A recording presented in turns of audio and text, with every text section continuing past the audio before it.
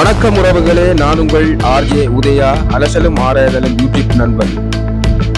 நாய்கள் இறைச்சிக்காக உரிக்கப்பட்டு தொங்கவிடப்பட்ட நிலையில் மீட்கப்பட்ட சம்பவம் மட்டக்களப்பில் நடந்தேறியிருக்கின்றன. மக்களே அவதானம்.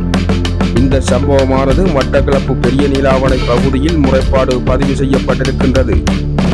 குறித்த முறைப்பாட்டை கல்முனை மாநகர சபை முன்னாள் உறுப்பினர் மேற்கொண்டுள்ளதுடன் நாய்கள் வெட்டப்பட்டு ஆட்டிறைச்சி மாட்டிறைச்சி போன்றவைகளுக்காக கலப்படம் செய்து விற்பனை செய்யப்பட்ட நோக்கோடு இந்த சம்பவம் நடந்திருக்கலாம் என சந்தேகம் எழுந்துள்ளது. ஏனைய இறைச்சிகளுடன் கலக்கவே இந்த திட்டம் நடந்திருக்கலாம் என மக்கள் விசனம் தெரிவிக்கின்றார்கள். மேலும் ரெஜிவோம் பொட்டிகள் உட்பட பல சந்தேகத்துக்குரிய பொருட்களும் அங்கிருந்து மீட்கப்பட்டிருக்கின்றன. இப்படியான சம்பவங்கள் கடந்த சில வருடங்களுக்கு முன்பும் நடந்தேறியமை குறிப்பிடத்தக்கது.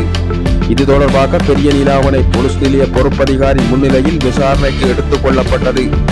இப்படியாக அற்ப சொற்ப பணத்திற்காக ஆசைப்பட்ட சில பிசமிகளின் இந்த இழி செயல்களால் எத்தனையோ மக்கள் பெரும் பாதிப்புக்கு உட்படுகின்றார்கள்.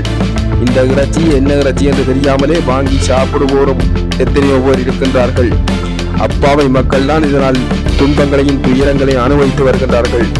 எத்தனையோ நோய்களும் பரவ வாய்ப்பு இருக்கின்றது என அந்த ஊர் மக்கள் தெரிவிக்கின்றார்கள். அனைத்து மக்களும் இறைச்சி சாப்பிட வேண்டும் என ஆசைப்பட்டால் நேரடியாக சென்று பார்வையிட்ட பின்பு இனங்கண்ட பின்னர் பணத்தை கொடுத்து பெற்றுக் கொள்ளுங்கள். போலிகளை கண்டு தயவு செய்து ஏமாறாதீர்கள். இப்படியான கேடுகட்ட ஜென்மங்கள் இருக்கும் வரை எப்படித்தான் இயற்கை அனர்த்தத்தையும் சூறாவளிகளையும் பேர் இடர்களையும் இறைவனால் கட்டுப்படுத்த முடியும்?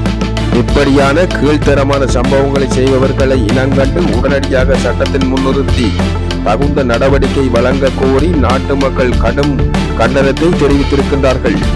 மீண்டும் ஒரு சுவாரஸ்யமான காரசாரமான செய்திகளோடு நாளை சந்திக்கின்றோம். அலசலும் ஆராய்வும் செய்தி பார்வையோடு நான் உங்கள் ஆர்ஜே உதயா. நன்றி.